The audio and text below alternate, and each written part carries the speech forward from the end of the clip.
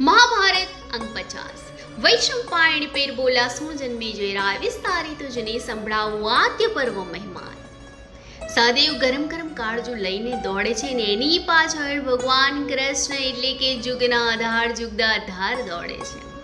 જ્યારે કાળજુ ગરમ હોય છે ને સહદેવ દોડતો હોય છે એટલે એની વરાળ એના નાકની અંદર જાય છે ને શ્વાસનો જેવો પહેલો ઘૂંટડો ભરે છે તેવું તેને સ્વર્ગનું જ્ઞાન થાય છે।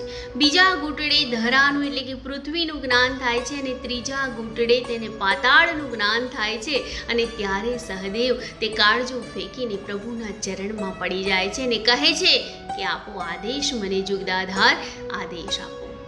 ભગવાન કહે છે કે હવે આપણે બંને એક રૂપ થયા છે, તને પણ સર્વનું જ્ઞાન થઈ ગયું છે, ત્રિકાળ જ્ઞાન થયું છે અને મને પણ ત્રિકાળનું જ્ઞાન છે, આપણે બંને એક જ રૂપ છીએ, માટે મને વચન આપ। સહદેવ એમના વચને બંધાય છે અને કહે છે કે પ્રભુ, એક વચન હું આપું તો એક વચન તમે પણ મને આપો, એમ સામ સામે એક વચને બંધાય છે। જય શ્રી કૃષ્ણ।